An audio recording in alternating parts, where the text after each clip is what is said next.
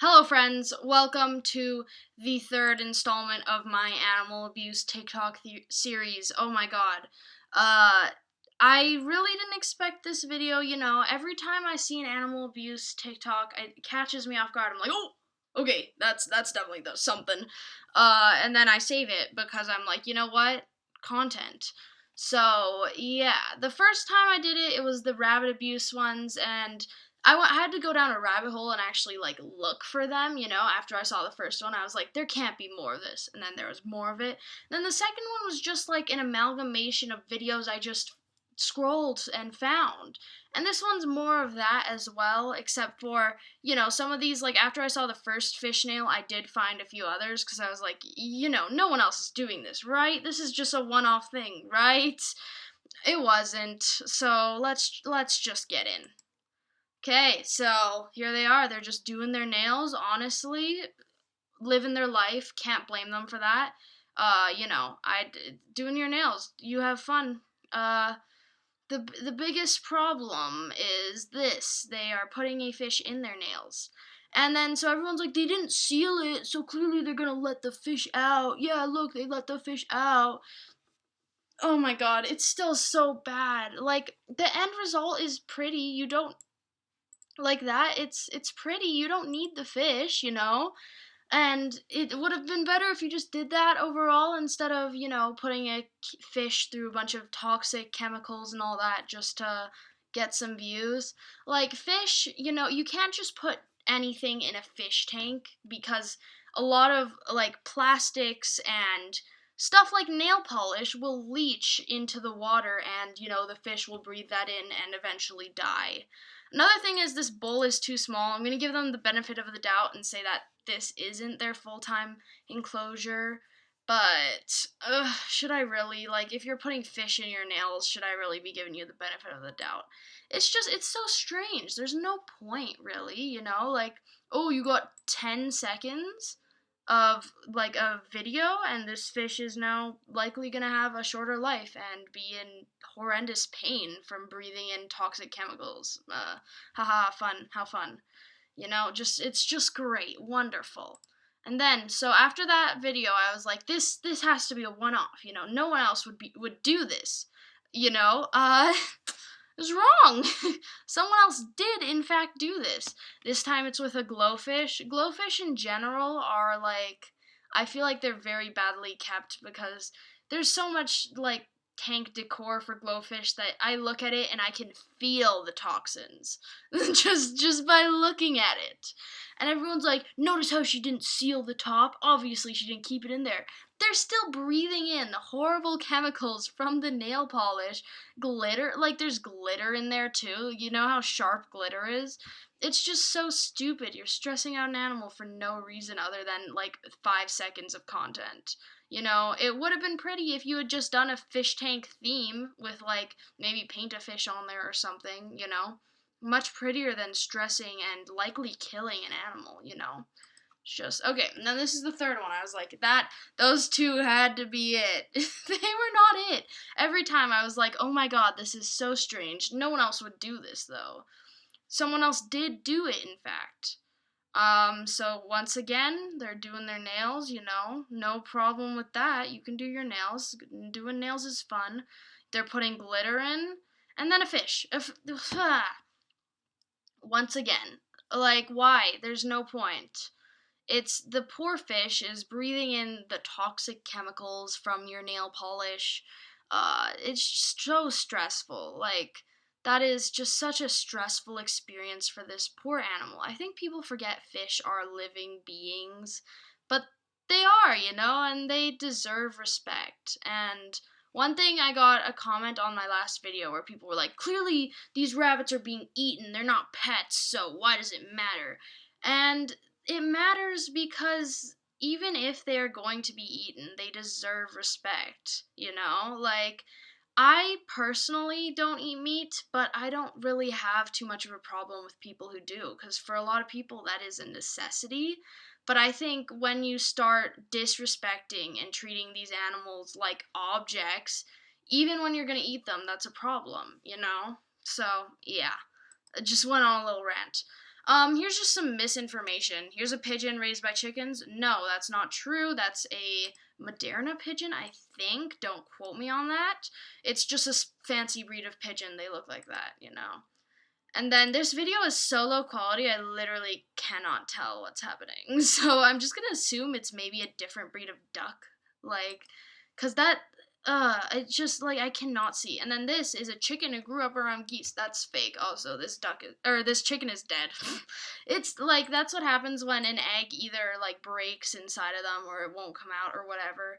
The chicken's dead. That's like unless you get them to a vet like immediately, and even then it's like super deadly. So the chicken's dead, especially if people were just like, oh, probably because it grew up around geese, not because they're in horrendous pain and dying. But you know, the main problem I have with this is that maybe like 900,000 people watch this.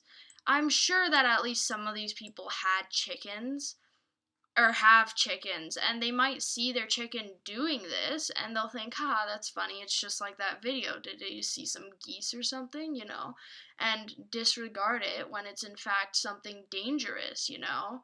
And I think that's very harmful, and that's a very harmful thing about misinformation. There's also a lot of people who are like, this is why nurture, not nature. If I go through the comments, I can probably find it. I might not be able to find it actually. Proves how much your environment changes you. Be you. And like the sentiment is great if it wasn't just lies, you know? And it's just why spread misinformation? There's no point other than to get views, I guess. But like you could also spread correct information and get views, you know? It's just some people want to see the world burn, and, you know, I think spreading misinformation is just one of those ways that people burn the world around them. So yeah, let's go next. This person simping for Pudgy. Yeah, let's just, this poor dog. I feel so bad for this chihuahua. Oh my god, she's stressed. She's stressed. Oh. And so with chihuahuas and so many small dogs, their boundaries are not respected the same way that big dogs are respected. And the thing is with almost every dog, um they don't want to bite. Biting is a last resort when they feel unsafe and they think they need to protect themselves. And so this dog is so stressed that she feels she needs to protect herself. And that's just so horrible. I feel so bad for her. And if this was a one-off, you know, whatever. But this channel has just so many of these videos. There's some more later. It's just really upsetting. It's, yeah, like, look, she's so wailing a little bit, the ears are back, and just the barking and biting in general is just, oh my god, this poor dog. This dog is not having a good time. And I think after, like, look at, so the person tried to pet the dog like 3 times, and the dog finally snaps, and then everyone's like, that's what my wife does. Ooh. Like, no, this person is clearly not respecting this dog's boundaries. The dog told you 3 times, hey, like, I don't want that. And then you continue to do it. Like, and it was telling you before, even before that, hey, I want some space. What did she give her? Not space. The opposite, actually. Yeah, poor girl. So now, this is just some video. This person is handing out puppies. Dogs are, yeah, just like this. This is a 10 to 20 year commitment, and it's a dog. And I'm sure that this video is, like, you know, just, it's made up for views. I'm sure that this person knows the people and they did this for views. And if not, then that is absolutely horrible. You have no idea how these people are going to take care of the animals. But 500,000 people saw this. How many of these people do you think, you know, their dog has puppies or something and they think, I'm going to give these away. I'm going to make people happy. I'm going to do like that viral video. When really they're condemning these dogs to a life of likely mistreatment and being treated as toys and not animals and not creatures who have feelings and all. It's just it gives me the ergs. So this one is hiding my hamster from my stepdad. They're talking about how their mom is gonna pretend she got it as a present at work, so they have to hide the hamster for like all night, and then the mom is gonna, hide it something. It's just so strange, and I don't like. Maybe talk to your stepdad if your mom wants a hamster. Say, "Oi, bro, my mom wants a fucking hamster." And then if he agrees, like, then get a hamster. But if not, then it's also his house, and he has a right to not have a hamster in it, And I think hiding an animal from a significant other or a parent is just a surefire way to make sure that animal is mistreated, One, that cage is too small. They say they're going to get a bigger cage, and if you look at my previous video, subtle flex, I just got a rescue hamster, and he is in a cage that is a bit too small. It's not the minimum, and I'm getting a bigger cage. I'm in the works of getting one, But I think, there's a difference between me like rescuing this hamster, and you saw these people buy the hamster from the pet store, so clearly they could have, they had time and stuff to research. Like, mine was a rescue, and I had to get him out of a bad situation, and then this is different where you're buying him, so maybe you should have, got a good cage first before you did that. Like, I try to give people the benefit of the doubt, but I just think that this is a really good way to promote children and stuff who want a hamster to be like, oh yeah, I can just hide it from my parents, They never have to know, and then that hamster is going to be mistreated. And yeah, and even though they say that they're going to tell their stepdad the next day, what if the stepdad's like, give it away, I don't want a hamster in the house, then what? Like, it's just, why? There's no point. Just tell the stepdad beforehand. So much, makes more sense. It's just, why? Okay, next. Another simpin' for Pudgy. I think this video in particular just pisses me off. Like, bipolar. Oh, my chihuahua's bipolar. That's so funny. Like, bipolar is just such a horrible word to use for your chihuahua who is just letting you know her boundaries. And bipolar is something that a lot of people deal with, and it already has such a huge stigma. And I don't think you adding to it with your chihuahua who you don't respect is a great thing to do. Like, there's so many people who struggle with being bipolar, and I think, why would you use that to describe your dog?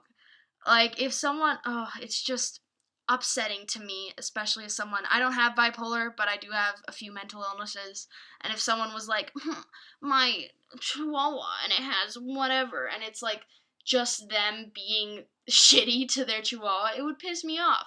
Oh, my chihuahua has OCD, and it's just them disrespecting their chihuahua. Like, that's so stupid, And then, look, this chihuahua doesn't want to be pet. She's telling you, no, I don't want that. And a lot of people are like, she knows her dog, not you. And I get that. And I get that this person has said that this dog is a rescue and comes from a bad situation. But I think that makes this a bit worse, that this chihuahua is telling you, no, I'm scared, you're reminding me of my bad situation, and you continue to do that. Like, trust has to be gained over time. You can't just go all in and just, I'm petting you when the chihuahua doesn't want that, it's just not, it's not gonna work. So this is a different person with a chihuahua, and I think this video in particular it shows, look, this dog does not want that. They're whale-eyeing. They have, so this dog, there's the whale eye, the ears are pinned back, he's snarling, he's growling, he's saying, I don't want that. I don't want you to poke me, I don't like this. And then you continue to do that. You're stressing this dog out. And then you're kissing it. She's snarling. She doesn't want this. And, like, I get you think it's funny because, haha, chihuahua, she gets angry. But this poor dog is stressed. She's upset. Like, can you imagine if we did this to people, where we just let people get so angry, so upset, their boundaries pushed so much that they're literally like biting and scratching and fighting because they're so upset and they feel scared and unsafe, and you were just like, haha, my girlfriend's so quirky. Like, or like my kid, oh, my daughter's so quirky, she's just a teenager. You know how it is. Like, this poor dog is telling you, I don't want that, and you're ignoring that, and like, it's just upsetting, honestly. Like, why? Then this is another one. It's waiting for Pudgy. I think Pudgy in general just sparked a large, almost movement of people posting videos of them harassing their animals. So I think this one doesn't have music, if I'm not mistaken. So Oh my god. the dog is wailing a bit. She's snarling, or he. I'm assuming it's a she. I'm gonna say she. But so she's snarling, she's making noises, she's saying, I don't want this, she's showing her teeth, she's fully saying, like, leave me alone, I'm upset, I'm not having a good time, I'm stressed, I'm unhappy. And this person is filming them. They're not, like, trying to get this dog into a better situation, trying to make sure this dog can feel safe and, no longer feel the need to protect themselves by barking and snarling and all of that. But they're instead filming them and laughing at them, and I think that's just upsetting, and no hate to any of these people. Like, I think a lot of people are just misinformed. They think, because they've always seen Chihuahuas portrayed, and small dogs in general, portrayed as these little toys and they get angry, haha. But, like, they're not, they're animals, and I hope that if just one person watches this video and it stops them from aggravating a small dog, and, it helps them to maybe, like, respect their dog's boundaries a little more, I think my job is done, And then this is the last one for today. This dog wailing, the big time wail eye, like, that is a good idea. Then the snarl, she's saying no. She's saying, I don't want that. Or he's saying no, he's saying, I don't want this. And then he continues to go. So he pulls back a little. And if he had just pulled back, I think that video would be fine. If it was just one little, tries to touch it, the dog says no, and then you just pull back, then the video would be fine. But instead, they continue to try and grab the tail. The dog is snarling. This dog doesn't want that. The dog is even making a false start. The dog is baring teeth, licking the lips. That's a big sign of stress.